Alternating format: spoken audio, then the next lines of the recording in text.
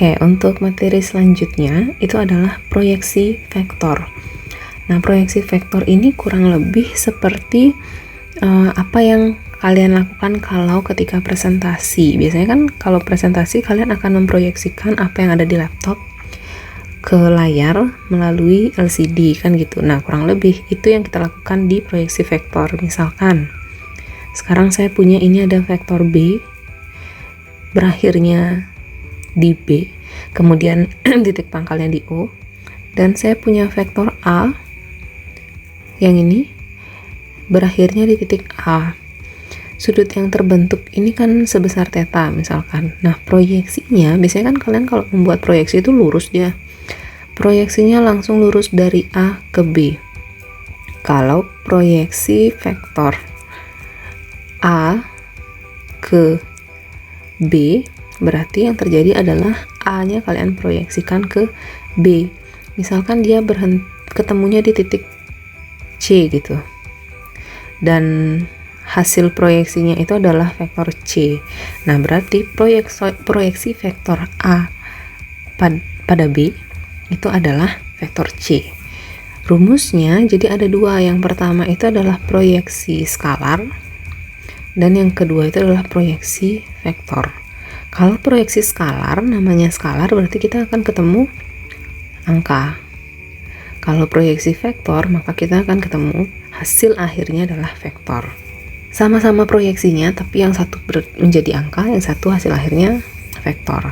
Nah, rumusnya yang pertama untuk proyeksi skalar untuk vektor A pada B, berarti kan A-nya akan diproyeksikan ke B. Kalau seandainya dia adalah vektor C, maka rumusnya akan C kan skalar angka, jadi kita pakai panjang. Karena A pada B, maka yang kita kalikan di skalarnya adalah vektor A kali vektor B, pembaginya itu adalah panjang dari vektor B.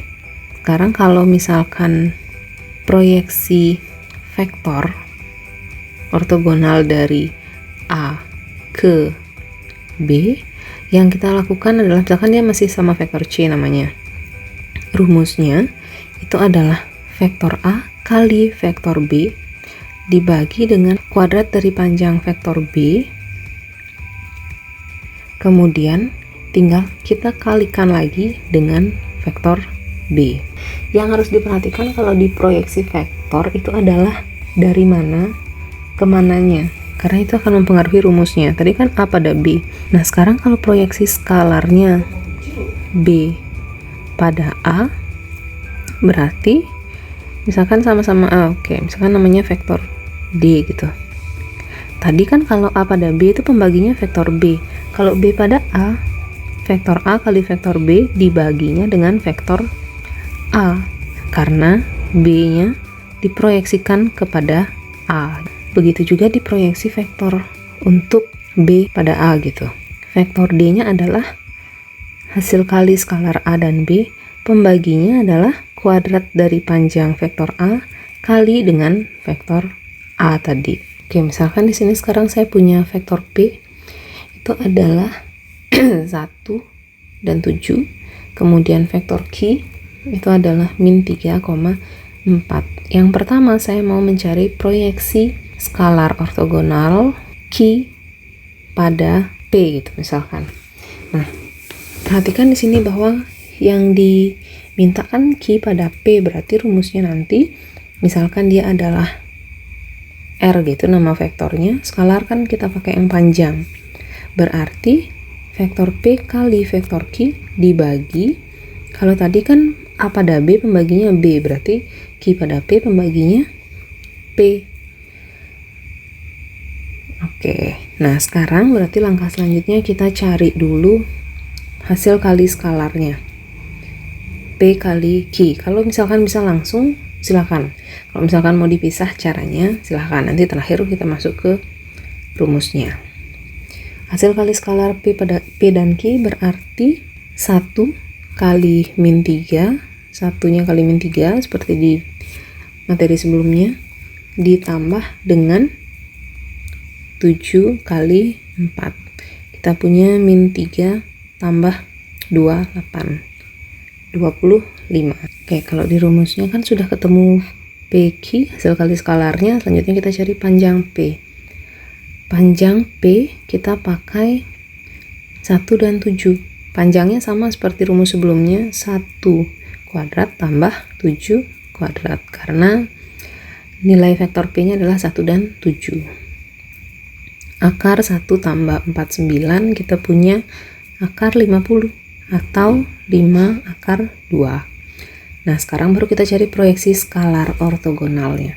R sama dengan P kali Q tadi 25, kan tinggal P kali Q, hasil kali skalar P dan Q per panjang dari P, kan itu rumusnya.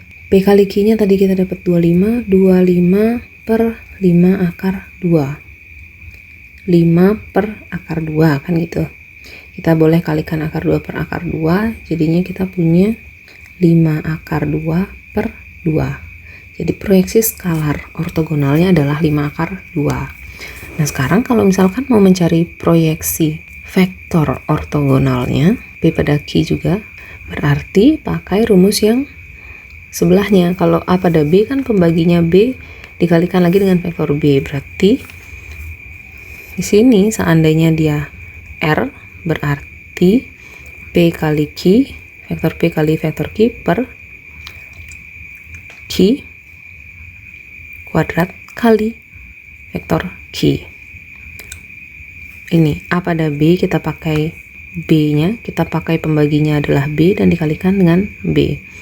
Berarti kalau P pada Q, Q nya akan menjadi pembagi dan pengali. Oke, kemudian P kali Q, tadi kan kita udah tahu P kali Q nya adalah 25. Nah, di sini karena yang pertama kita pakai panjang P, karena Q pada P, dan di soal selanjutnya kita pakai P pada Q, berarti kan butuh nilai panjang Q. Di sini kita cari panjang Q. Akar Q-nya min 3 dan 4. Min 3 kuadrat tambah 4 kuadrat. Akar 9 tambah 16. Akar 25. 5. Oke, panjang Q-nya 5. Yang perlu diperhatikan di sini adalah kuadratnya. Panjang Q-nya kan 5, berarti 5 kuadrat kali vektor Q-nya. Kenapa ada pengali vektor Q? Karena nanti hasil akhirnya kita ketemu vektor. Tadi vektor Q-nya min 3, 4. Min 3 dan 4. 25, 5 kuadrat ini jadi 25. 25 bagi 25, 1. Berarti proyeksi vektor ortogonal P pada Q-nya adalah min 3 dan 4. Atau min 3i tambah 4j gitu boleh. Hasil akhirnya akan berupa vektor.